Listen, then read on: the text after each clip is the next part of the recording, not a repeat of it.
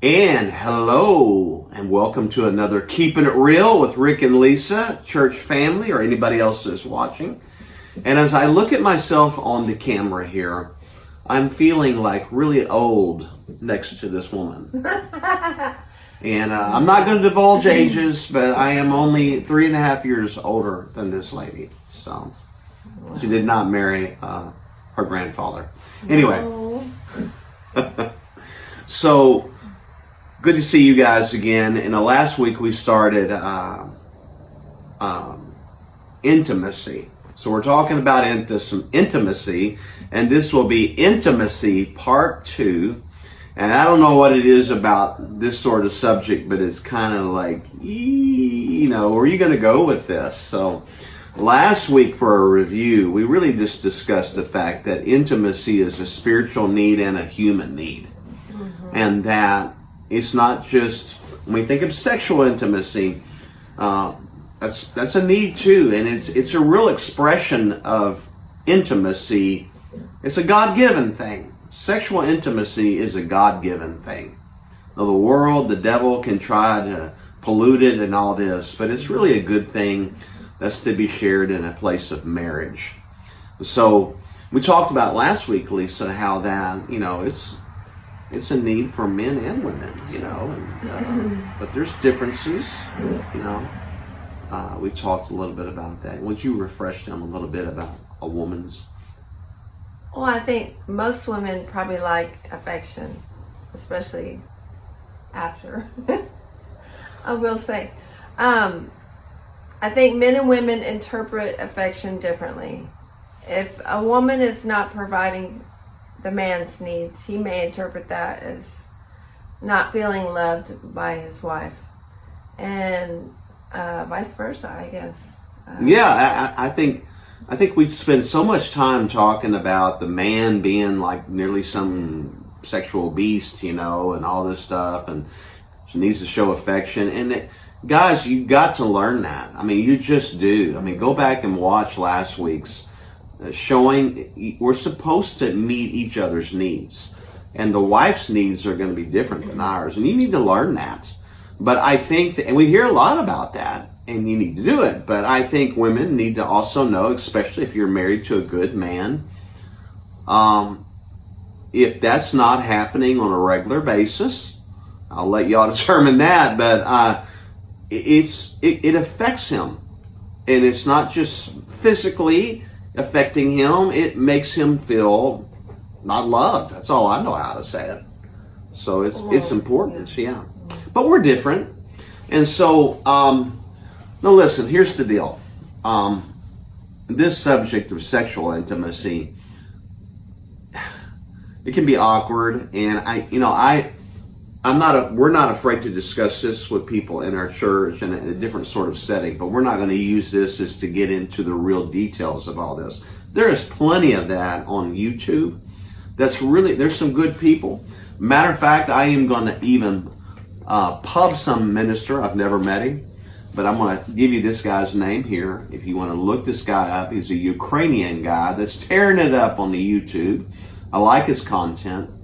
And if you put in his name, he's out of Washington State, and put his name in and intimacy, and you'll see some great teaching with him and his wife, where they get into some very specific stuff that me and Lisa ain't going to do. But you can come talk to me and her about it. Amen. Sure. Yeah. So, but let me read you this verse. This is in Hebrews chapter 13, verse 4.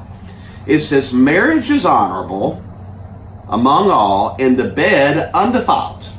But fornicators and adulterers God will judge. Now that word undefiled means uncontaminated, set apart. And I want you to know, after being married for 38 years, I know that our bedroom is a sacred place for me and you. It really is. That's the way it should be. I'm not trying to overly religiousize this. I'm just saying it's an intimate place for husband and wife. It's their place. It doesn't need a third person. It doesn't need, when I say third person, that can be whatever, a source, adults, whatever. It's a place between a husband and a wife to experience intimacy, to enjoy intimacy, a place of great love and loving on each other. And, you don't want to contaminate it with this world, because believe me, the devil wants to contaminate it. Yeah. I think. Well, read this verse. This is the same verse, Lisa, but it's a different translation. New Living Translation. Give honor to marriage and remain faithful to one another in marriage. God will surely judge people who are immoral and those who commit adultery. Well, God kind of takes this sexual intimacy thing serious, doesn't he? Mm-hmm. Yeah, he doesn't want it violated. I mean, that's just a fact. It's a gift from heaven. It can be a beautiful, wonderful thing, or it can become something very ugly. And God does not want that. He will deal with that. You want to keep your bedroom, your relationship with the person you love as sacred, honorable. You just want to put it in a special place. Now, if you honor that, and when I think part of honoring that is me meeting her needs that she needs as a woman, as my wife, and her vice versa to me, then you're achieving something there. And I'm telling you, God's hand of blessing will be on your marriage. And let's face it, it's an important aspect of marriage. It isn't all about marriage. There's a lot about marriage as we've discussed, but this is important. And so I can't stress enough that you and your spouse should communicate about this area. Yeah, make special times too. Mm-hmm. Get away. Yeah. Mm-hmm. So I really encourage you to look up Pastor Vlad Savchuk and intimacy. He dives in pretty deep with his wife, so I'll let him do that. And there's some other good sources as well. I think any kind of education to this is helpful for our marriage. But I will speak to our church family once again.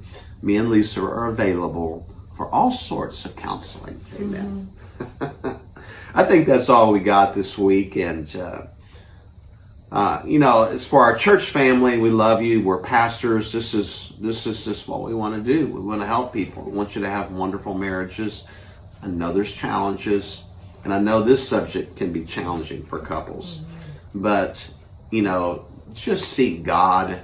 Try to do things God's way, and things can be so much better. Amen. Well, we will see you soon. Bye.